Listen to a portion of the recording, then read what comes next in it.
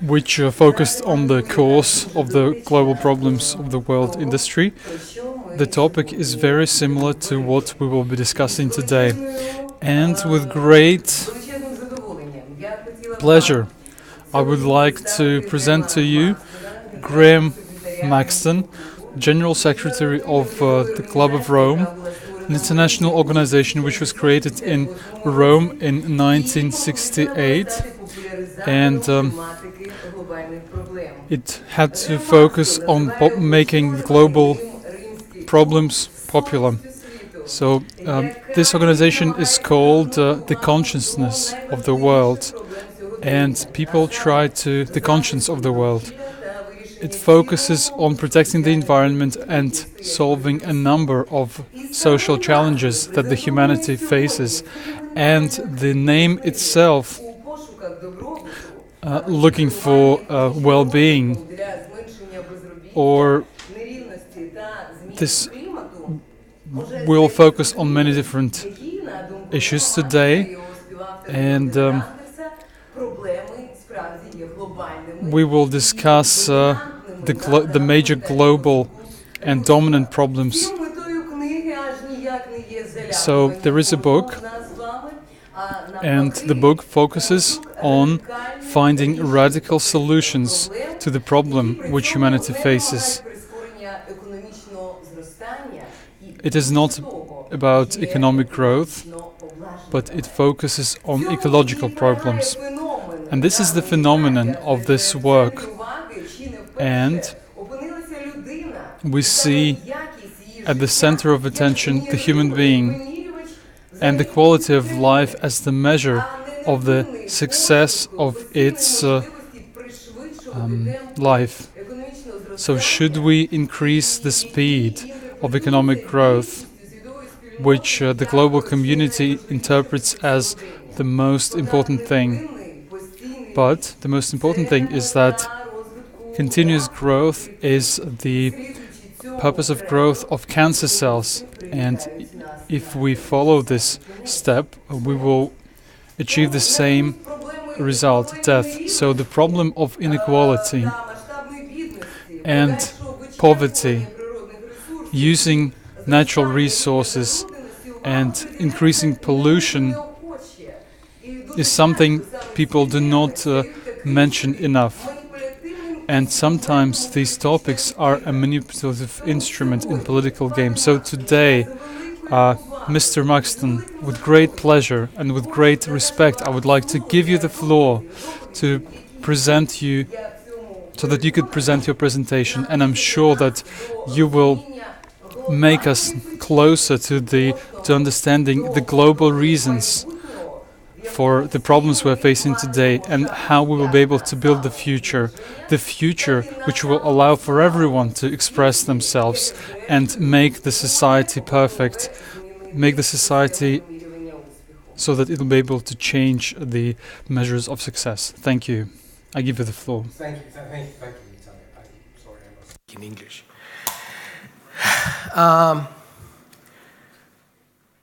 Let's start with Limits to Growth. Limits to Growth was published in 1972, and it presented a number of long-term scenarios for the future. For those of you that were upstairs before, it looked at 200 years of human history. The book's not about economic growth. The book is about what we call the ecological footprint. And we said that if we carry on increasing the number of people, and we carry on increasing the rate of economic production, use of resources, generation of pollution, use of food, then by around 2030, the system would enter a crisis, a collapse. And what's happened is that nobody listened to us. Nobody listened to us in 1972. And so where we are today is that we live as if we have 1.5 planets. We live beyond the capacity of the planet. And so it's not possible now to avoid that collapse globally. All we can do is manage the process. We live in overshoot. And so the Club of Rome's approach has changed. Before we were trying to warn about a collapse, and now we are trying to help people understand so that they can understand the consequences and manage the collapse and reduce the impact. The consequences of us living beyond the capacity of the planet are most obviously through climate change. Climate change is really a much more serious problem than most people understand. I'll talk more about that in a minute, but climate change really is an urgent problem. But also the migration crisis, the gap between rich and poor has increased the number of people who are moving from Africa up to Europe and from Central Africa into South Africa and from places like Bangladesh into India and from Indonesia into Australia. All of this is driven by a system which is not in balance for humanity. The political crisis is caused by people not seeing that the big challenges are not being addressed. Poverty is increased because of an increase in population and an unequal distribution of work and wealth. And then there's the pollution of the oceans, the pollution of the skies, the pollution of food in many cases if you live in China, and then the growing inequality. So all of these problems have come from the same basic source, which is our economic system, having too many people and trying to do too much in too short a time. I mean, why do we have these problems? We have these problems because of the economic system, which drives us to increase output every year. Every year we talk about increasing GDP. And because we have to increase GDP, it means we need to use more resources, which requires us to use more energy. And because we use more energy, we create more CO2, which increases the rate of climate change. Why, given the seriousness of the problem, why haven't we not done anything about it? Why have we not responded to such a serious problem? Partly, I think it's understanding. Most people don't understand how urgent the problem is. If we don't stop pumping CO2 into the atmosphere, then in just 3 years, we will pass through the level which makes 1.5 degree temperature increase inevitable. That doesn't mean that we'll reach 1.5 degrees above pre-industrial times in 3 years, but we'll make it inevitable. It'll happen about 10 or 15 years later. But we can't stop that. And at 1.5 degrees, all the coral reef on the planet will die.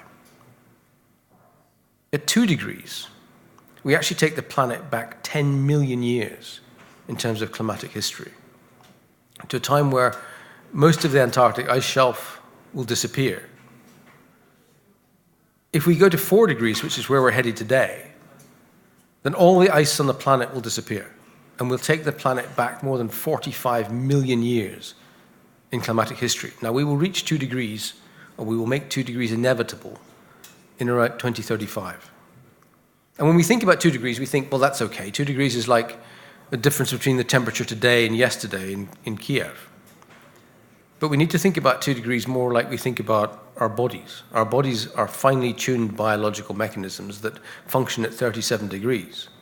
When we go to 38, then it's a fever. When we go to 39, our life is actually in danger. And it's the same with the planet. It's a finely tuned biological mechanism. And danger is that if we go to 2 degrees, we begin a process which will become unstoppable. And that we'll go up to 4 or 5 or 6 degrees, which will kill off most of the life on this planet. That's how serious the situation is. We have to deal with this quickly, and that means we have to decarbonize our economies quickly. Why don't we do anything? Several main reasons. One, I think, vested interests. We see the 1% who has so much wealth, and they don't want to change. Timing. In 1972, when the Limits to Growth was published, it was too early for people to understand the need to take a different path. Today, I think people understand better, but they still don't understand enough. And so the situation has become more urgent before we change. A lack of understanding. The cost of doing things right is going to be more than the way we do things today. We're going to have to pay more for our energy. We're going to have to consume products that last longer, which means they're going to be more expensive. And also a natural inertia, that we don't like change. We like to have the system as we know it. We don't want something which is unknown. but also because we've been fed the wrong message for the last 35 years. We've been told that growth is good, that resource extraction is good, that we can have children as we like, and that that has no consequence. And so today we have a situation where there will be very serious consequences within 20, 30 years, and the generation that's alive today and the generation of the last 30 years has created that problem. So we have an older generation which has created a major problem which the future generation will have to deal with. What do we not need? We do not need technology. We heard a lot this morning about innovation and technology. We have all the technology we need to solve the problems we have. They simply cost a bit more. We have to pay a bit more for our energy. But we don't need any innovation. There's no magical Hollywood-style ending that's going to come with us inventing some solution to climate change and the social problems. And we do not need market-based solutions. We don't need something which is based on the free market, because the free market is the cause of these problems. Somebody asked me upstairs if I'm a communist. This is a dangerous thing to be. And I'm not a communist, but I'm not a capitalist either. The system that we have in the West, the capitalist system, does not function, just as the communist system did not function. Neither system are functioning properly. Both systems will lead us into a bad direction. We need something new and we need something different. We need something which reinvents the entire economic system. So, with that as the background, why did we do this book? And I did this book with Jürgen Randers, who was one of the original authors of Limits to Growth. We live in a short-termist society where we only think about the short term, and we live in a society where people don't understand the problems. But what they do understand is inequality, and they understand not having a job. And so we've focused on economic policies which will address those short-term problems, which will reduce inequality, which will create jobs, and which at the same time will reduce the pace of climate change. So they're policies which will benefit the democratic majority, which means that everybody should be open and welcome the ideas that we proposed, and which give them an immediate benefit, but which also begin to change the mentality so that we don't think that we need GDP growth, that we don't think we need to have job creation, we don't think technology is going to solve the problem, and that we realize that climate change is something which can be solved by a gradual transition. So that's what the book's about. The book is about how to move the world onto a more sustainable path without using conventional policies, by using unconventional policies which redistribute wealth and work and change the way we think about our economies and our societies. I know there are a lot of problems that we're likely to generate with some of our proposals. I know they're not simple. But Jürgen and I have thought about this long and hard, and we can see no other way to move forward, because the alternatives are either we carry on as we're doing today, in which case we'll have a crisis, or we have some sort of revolution, but by then it's probably too late. So we need to have a series of policies which shift us onto a better pathway, and that's what's in this book. Thank you. Пане Макстоне, в своїй книзі ви справедливо зазначаєте, що Mr. Maxton, in your book you state that most of the global issues will relate to humanity, human beings. The role and place of humans in manufacture, and also the role of the government in job creation and ensuring basic minimal incomes for population. This will be a huge pressure on the public finance system. Will there be some humanization of global economy, Mr. Maxton, or humanity will be some extra resource, excess resource, and maybe soon we will witness how some the programs of non-stimulation of births, but restriction of births. Thank you. I mean, there's two questions. One, do people become redundant? And secondly, about restricting births. So the first question about do people become redundant? We have a choice. We have a choice as to how we let our economies develop. With digitization, with the mechanization and robotization of lots of our economies, we will create lots of unemployment. And if you listen to some people who write on this, they say, well, this is a great time to be an entrepreneur. But what do you know, a lot of people don't want to be an entrepreneur, they want to work for somebody else, and you'd have to have an awful lot of new ideas to soak up the number of millions, hundreds of millions of people who are going to lose their jobs.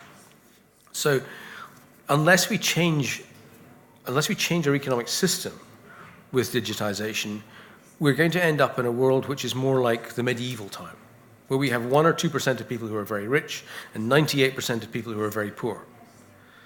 Which makes no sense because it takes away the entire market for all the products that we're trying to create. So we need to find some mechanism to redistribute the benefits of digitization.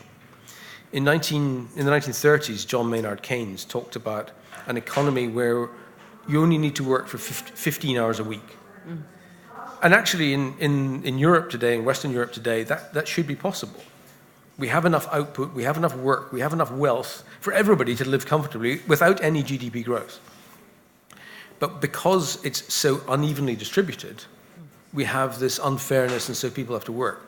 So we need to change our thinking so that we redistribute, and not just within Europe, but also from the rich world to places like Ukraine and the poorer world, to give people more of a chance to live fulfilling lives, to redistribute wealth. So I think part of the answer is that we have to share the benefits of digitization more evenly, and we have to find a mechanism to do that, and that has to be through the taxation system, through government. And then secondly, when it comes to population, we need to manage the population of the planet better. We cannot continue increasing at 100 million people a year. I mean, it's just an insane number that will become, you know, consumers and energy users for generations to come, unless we do something about it. Now, there's not much we can do quickly, but we can educate women.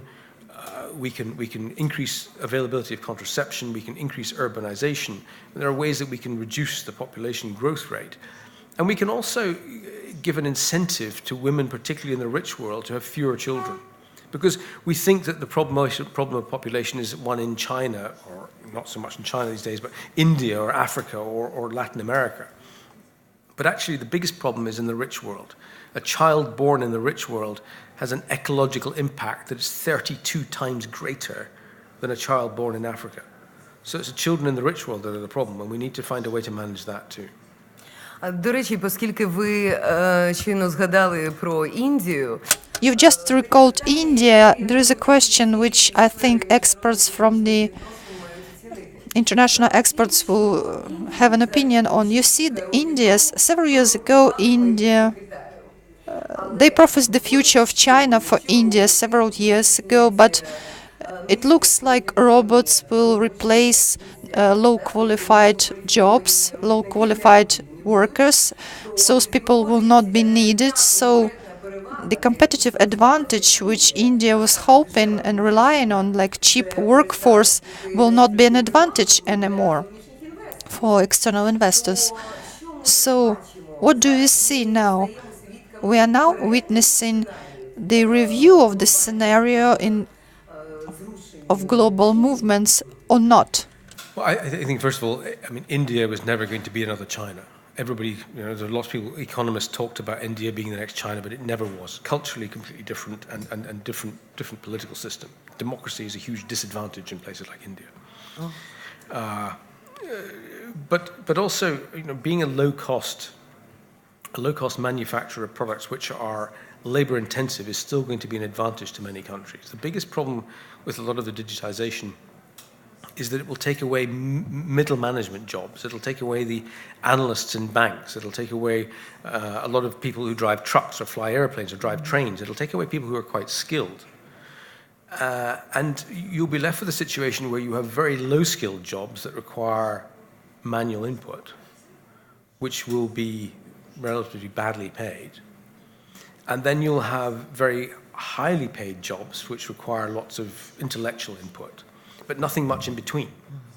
And that's the real challenge, because that's going to affect hundreds of millions of people in the rich world and make it also more difficult for countries like like India ever to develop. And so in the poor world, it requires reform of the agricultural system, for example, because one of the problems that's creating a lot of climate change is that we've mechanized a lot of the agricultural system. We're creating a system which takes people off the land, but also results in huge amounts of nitrate use, which then adds to the climate change problem. So we need to go backwards in terms of agriculture.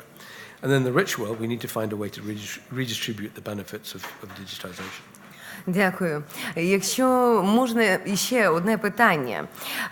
If you allow, I have another question. Many countries in the world face the barrier of productivity. This is what you refer to in your book.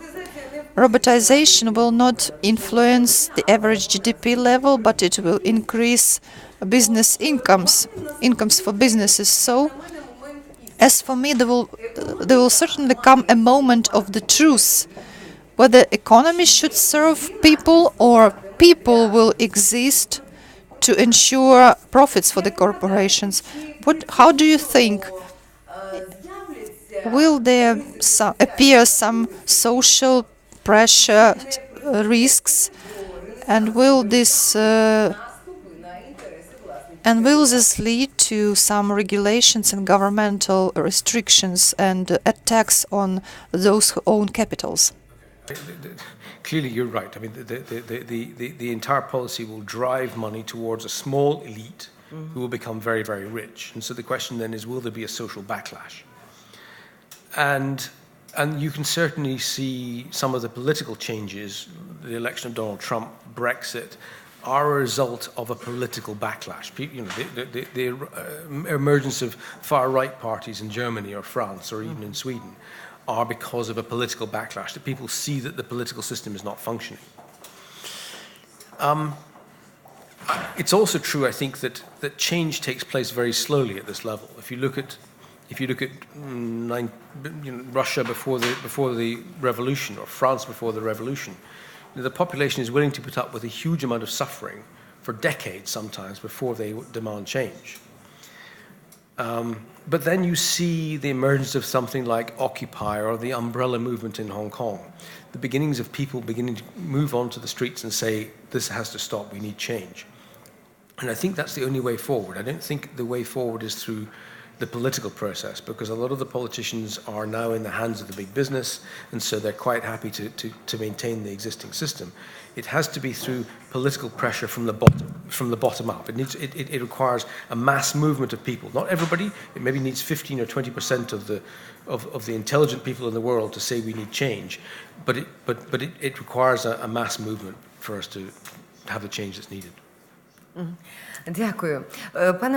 Thank you very much. Mr. Maxton, in your book you've stated that given the aging of nation, which is now observed in many developed countries, economy loses the resource for renewing itself.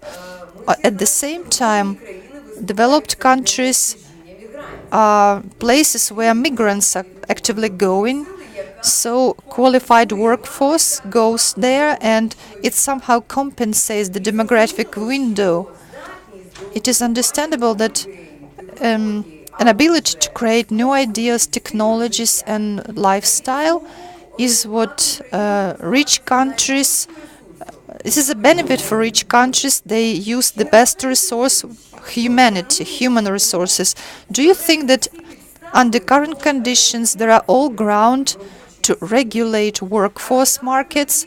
For example, in Ukraine we can see that there are terrible consequences of the policy of openness. 1 million of people leaving for Poland every year, and the birth rate is decreasing, and potential parents of these people not staying here. So from the perspective of a young person, which young people see as a window of opportunities on the governmental level, it's actually the loss of the right for the future. We again face the choice whether we ensure private liberties or we maintain our national course and policy. How do you think? What will be the prospects for both developed countries which are interested in workforce, in qualified workforce, and what about our countries from where people are living? Obviously a very difficult question. It's again a question, I think, of protectionism and social values and political decisions. If you don't nurture your population, I mean, one of the big advantages that Ukraine has got is that it has a very well-educated population, people who are well-educated in mathematics and science and engineering, which obviously is attractive to other countries. But it doesn't do enough domestically to support and maintain and encourage these people so that they stay here. And of course, freedom of movement, which is primarily for the benefit of big business rather than for societies. Але ж асиметрія економічного розвитку – це ж факт доконаний. But there is asymmetry in economic development, and how we can eliminate such factors as asymmetry. How should we deal with this? Because in Ukraine there are no proper conditions. Free markets attract people, and people want to have a better life, to be more wealthy. They attract, rich countries attract our workforce, and of course it's the issue of choice again, and probably it's the issue of responsibility. So there are two ways to do it. One is to nurture what you've got, and that means paying people properly and finding ways to pay people properly to stay, so that they feel that they have a sense of purpose and a sense of meaning and a sense of direction, and that they're properly recognized for that. And you say, well, how are you going to finance that? Well, one way you can finance that is printing money. You can print money to develop your economy. Now, that seems like a very strange idea because we've got into the idea that printing money is a bad thing to do. But Japan and Europe and the United States have printed trillions of dollars in the last 10 years to save the banking system and to boost their economic activity. So Ukraine printing some money to pay people properly, to nurture a young generation and encourage them to stay in the country is not so stupid because you invest in the long term. The other thing is to offer a good work-life balance. A lot of people leave here and they go to places where they have to work for 15 hours a day. They're exploited very badly where they are, and they may be getting some more money, but they often have very miserable lives. So the other thing to do is to make sure that the lifestyle here, that the well-being here, that the thinking of the society is such that people will want to stay. So I think it's a question of paying people properly, recognizing them properly, and then giving them a lifestyle, a quality of living that makes them want to stay. Дякую. І якщо... Thank you very much. And if the audience will allow me, I will ask the final question before I give the floor to people, to the audience. Mr. Maxton, you fairly state that such global issues may be solved if there is an opportunity to take care of some gaps in globalization, disrupts in globalization.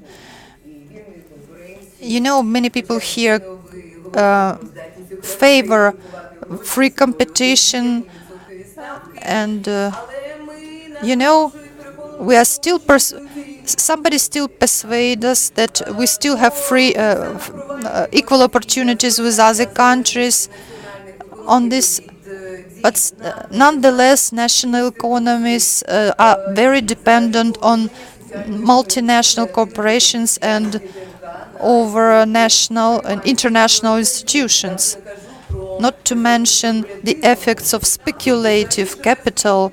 And speculative capital lives by its own rules. What do you think? Who should be responsible for the ideology changes? Who will be responsible for changing the ideology of cooperation between the countries? Should this be some international institution? If so, who will be in charge of such institution? Or maybe the global community will continued serialization, building series on this. You know, the branch until the branch on which the world elite sits will be broken. I could use the word colonization and mean something very similar. It's a process of taking a neoliberal, primarily American-based system into developing countries and into countries with resources, telling them, open up your markets, open up your economies, and you'll get rich. But actually what happens is you open up your markets, you open up your economies, and they get rich. They take all your resources, they get all the benefits, and you get nothing. So this economic system is a seductive drug, which the poor world has been fed for the last 35 years, but actually it's only the rich world that has benefited. And only even there, a few corporations and a few individuals, which is why you have this huge gap between rich and poor. You lose your resources, you're unable to protect yourself, and so you end up in 20 years' time with nothing, a medieval society. So globalization is actually, it swung way too far in the wrong direction so that it's so unfair for the majority of the global population. How do you change that? Okay, the politicians are not the place to begin. I mean, I've had some conversations this morning, and there are a lot of educated politicians in Ukraine who understand what I'm saying. So maybe here it's different, but in most of the world, the politicians are not the place to begin because they don't understand and they're being paid by the big corporations. And so who's going to change the system? I think it's a very strange collection of individuals. We've been doing some work with the Vatican recently. Now, the Vatican Pope Francis came out last year with Laudato Si, a huge step forward in terms of educating 3 billion people in the world that the economic system is unfair, that we need to have a more socially balanced system that thinks about the economy. The trades union movement, the military, actually, the military in Germany and even in the United States understand how dangerous climate change is going to be, and they understand the need for change. The judicial system, help educate judges so that they understand what needs to change. The education system, and that's again why we've pushed towards educating young people, educating particularly people who study economics, to understand that their entire discipline is flawed, that it's taking us in a bad direction. So I think we need a coalition driven by young people and a strange group of organizations, the Chinese and the Germans, because they both understand the need for radical change better than most other countries. So it's a sort of strange group of people. And within that, there is a business case. There is a business, sustainable business ideas that can help. But sustainable business is only maybe 2% of the answer. So getting into CSR and trying to do a sustainable business is not going to solve the world's problems. That's a small part of the answer. But we need a coalition of people who understand to work together. And I just to sort of finish on an optimistic note, I see that happening. Everywhere I go these days, there are more and more people who are waking up to the need for change and radical change. And they're coming from all sorts of different walks of life. But it's sadly not, in most parts of the world, coming from the political system. Дякую. Я думаю, що сьогодні ми можемо розпочати із тих, хто присутні всі. Thank you. I think that today we can begin from those people who are present in this room, transforming the planet in the way that Mr. Maxton said. So now I would like to give you, the audience, the floor, the opportunity to speak to Mr. Graeme and to ask him questions. Thank you. Good afternoon. My name is the Institute of Modern Economy of Ukraine. I have the question about the availability of markets in the global environment. But before forming my question, I would like to mention Peruvian Hernando de Soto book about the capital. He's talking about financial economical assets are being capitalized not according to the region and their purpose, Latin America, Africa, Europe, and so on. And the question is about how, in your opinion, the problem lies here in the peculiarities of corporate management, for example, when real deeds are being hidden, or could we say here about the open discrimination of the market when different countries and corporations follow their purposes, follow their interests. So I hope my question is clear. Thank you. If I understand the question right, it's about the financialization the system. And on one level, the extreme financialization we've got and the levels of debt that we've created in places like Europe and the US is a huge barrier to change because it requires us to increase the economic activity every year to pay off interest. Otherwise, economies begin to spiral out of control, and this is a big barrier to change. On another level, the financial system doesn't matter at all. It's just numbers on a computer. It's just some numbers on books. And we can print money, if we need to save the banks. So we can print money to build more healthy economies. And all these numbers on computers won't kill us. What we're doing with the climate will kill us. So to some extent, the financial system is a barrier to change, but it's also just a barrier to change in thinking. We have to wipe away a lot of the financial system and make it, instead of, right now we have the planet serves the economy, which serves the financial system. The financial system sits on top of all of this, and we need to find a way to move it down so that it's the other way around. The financial system serves the economy, which serves the planet. We live sustainably. So I think, the financial system is very complicated, and I'm making some very broad generalizations, but it's not to me a major barrier to change. We just need to think about it more radically. Дякую. Прошу. Дякую. Thank you.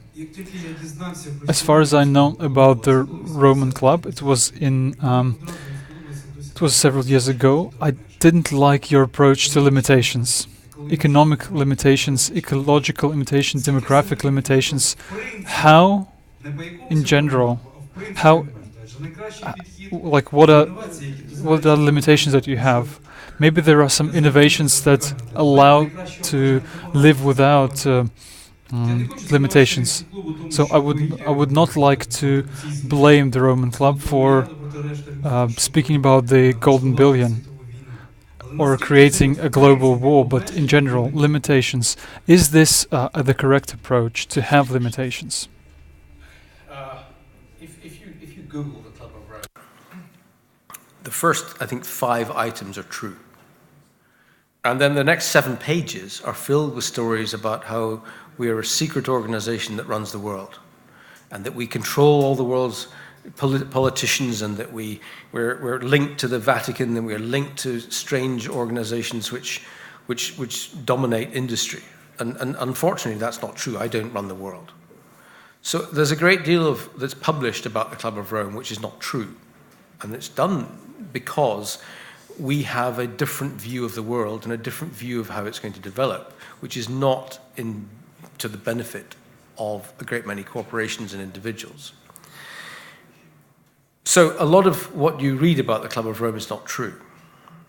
But we do think there are limits to growth, and it is a simple fact that on a finite planet, on a planet which is the only one that we know of that has any sort of intelligent life on it, anywhere in the universe, that we have something like a store cupboard of resources, and that we have a responsibility to use those resources as little as possible and for the greatest benefit for the greatest number of people. Now, when I studied economics as a student in the 1970s, we talked about scarce resources. Nobody talks about that today. We have a situation today where resources don't seem to matter, and so we plunder the planet. And we have a responsibility not just to history, but also our children, our future children, about what we do. Now, some resources are not at risk, and some are at risk. There are some resources that we have, they will last for centuries to come, but there are others that are now a problem, and we have to think about that. I met a Swiss politician recently, and the Swiss live as if they had 4 planet Earths. They live far beyond the bounds of nature, and they'd done a study to see whether or not it was possible. And they came to the conclusion that we could not live on one planet. And this politician actually said so publicly. We can't live on one planet. We need more than one. He's dreaming. We have one planet, and we have to look after it, and we have to treat it responsibly, because that's the only way that we're going to survive as an intelligent species. Так, будь ласка. Good afternoon, Dr. Saiba, Institute of International Relations. The problems society faces to achieve a sustainable and desirable future are well known, but their solutions always seemed impossible. Your ideas have the power to induce policy changes that are imperative for the creation of peaceful and desirable and sustainable future. But do they have power to be provided in non-violent way, without provoking wars and without aggression upon human ancient liberties and freedoms and so on? That's a very, very good question. I hope our ideas have the power to create the change. I mean, the Club of Rome identified these problems in 1972. Actually, before, in 1968, when the Club of Rome was founded, we knew then that there was something fundamentally wrong, that if we carried on doing what we were doing, it would become unsustainable. And so we have tried for most of the last 40 years to educate politicians and educate people who advise politicians on the problems so that they would change. And if you speak to Dennis Meadows or you speak to Jürgen Randers, they will tell you that for most of the last 40 years they were laughed at. They were told that they were madmen, that we could have limitless growth. I mean, there was President Reagan made a particularly famous speech against the Club of Rome, saying that, that limitless growth was possible. And now, only in the last maybe 10 years, do people realize we were right. And we were right all along. And so now we face a problem that the politicians still don't understand, and we have a more urgent need for change. And so we're coming up with ideas which we now think are suitable for the current situation, and we're trying to extend our message so that we're not just speaking to politicians and those who influence them, we're trying to speak to a much broader public, to make more people aware of the dangers that we're facing and help them encourage change. Now, come back to your issue of conflict. One of the reasons we see that is because the reasons for conflict will increase. We're moving to a situation where the political system and the economic system are moving faster in the wrong direction. And you see a military-industrial complex, particularly in the United States, encouraging division. And if you add to that migration problems, water shortages, land problems in places like Bangladesh or Central Africa, you're going to see many, many more reasons for conflict. And so, again, we're trying to avoid that. We're trying to encourage a greater understanding so that we can have a peaceful revolution like you had. Something which shifts us onto a better direction without going through conflict, because unfortunately, that's the huge risk right now.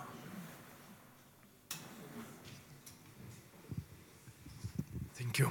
Victor Graeme Association, Club of Rome. Dr. Maxton, you're saying that the result of this neoliberal model, let's say it kind of new neo-colonial model, one countries get all the benefits and other countries get nothing. But in our case, and in the case of any other countries, we see that poor countries get not nothing but new debt burden.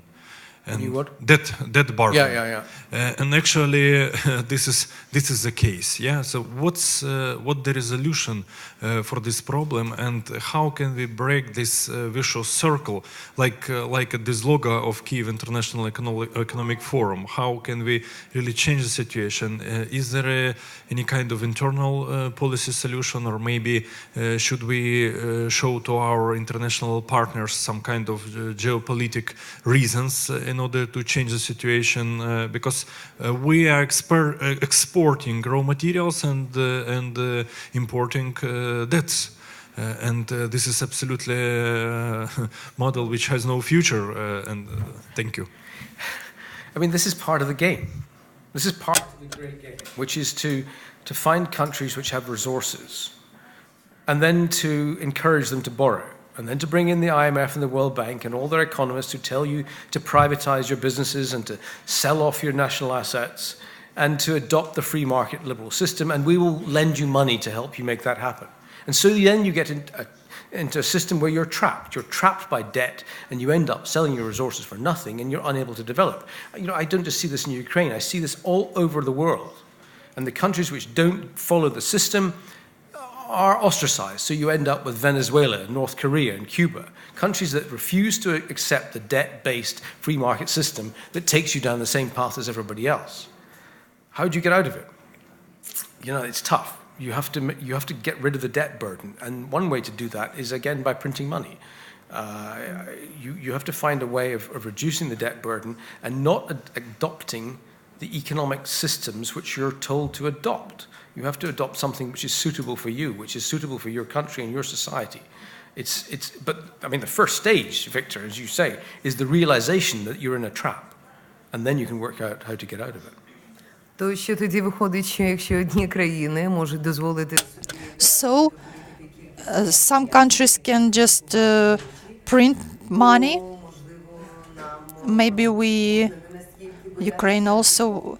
So we shouldn't be so afraid of default and just require some other debt restructuring conditions. It's a dangerous game to go against the system, as places like Venezuela are now finding out. I mean, they push against the system, and so they become international pariahs.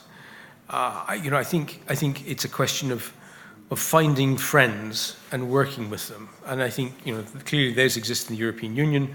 I don't think that it's, if I can make a more political comment, I don't think it's a good idea to befriend just one side. I think you need to find a balance, some sort of harmony with Russia as well, because they're both, you're caught between the two of them. But I think it's more of helping, encouraging support and help from countries which also understand the situation you're in, is more likely to lead to a better outcome. Пане Макстоне, з вашого дозволу, останнє питання. Mr. Maxton, if you allow the last question. Your speeches, and I would like to come back to the question which I asked you at the general session.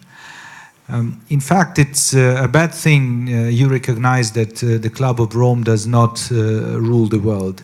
This is bad news for Ukraine because, in fact, your insights and your recommendations, if you would fulfill here, and if this conspiracy would really work, that will help us on our section of development. So, but the problem is that the Club of Rome does not rule also the European institutions. So you have very nice thinkers, you have very nice experts, and you have very nice recommendations for the countries which are developed and for the countries which are developing. Everything is fine, but Euro Commission, which distributes technical assistance, which then influence on the minds and brains of our employees of public sector, they are dumb to your recommendations. So that's a problem. And my question is how really to change it, because the bureaucratic system in any country has to have a system. For example, the Club of Rome gives those recommendations. Euro Commission does not hear it, so then technical assistance comes to Ukraine with the recommendations to open market even more. You heard that on the general session. That was expressed by the representative of European Commission and by our chief public servants. I think you're talking about general awakening. I think Which is, in my experience, happening particularly strongly in the European Union and China. I mean, you're right, there are many people in the European Union in Brussels who don't understand where the changes are required. But there are a lot who do. I mean, there are a lot of politicians in Europe who, in Germany, in Sweden, you're one sitting beside you there, who understand the need for radical change, who understand that the economic system is not doing what everybody promises it will do, who understand that we need to change the energy, how we produce energy, who understand that we need to have a more balanced economic system. I see actually in the European Union and China the greatest hope for a more balanced economic system. But then I also hear voices from places like Venezuela or Russia who are also saying, look, this Western system isn't working. And from the Vatican and from many other places. So I see around the world an awakening, and a lot of people beginning to understand that what the Club of Rome has said for the last 40 years is basically right. So I can understand your frustration that there are certainly people in Brussels who are still pushing for neoliberal free market systems. but I see an increasing change of perspective, and more people beginning to understand. And that shift in thinking can happen quite quickly, that we have a majority understanding that we need to take a different approach. So I actually feel the European Union is in a reasonably good place, and we're moving in a good direction. Дякую. Thank you very much. Please, Mr. Yuri.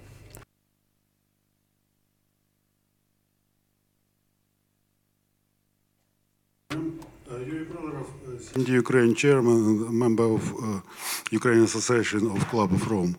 I have two little questions, maybe in Ukrainian. По-перше, яка ваша... First of all, what is your attitude to the concept of unconditional income? Many people want to work to earn their bread in sweat. They don't want to earn money. They want just to play and don't work. In Switzerland, there was a referendum.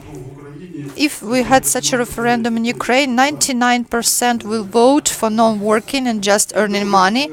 And question number 2, the Club of Rome has spent many decades pointing at the risks which some people see and some people don't see.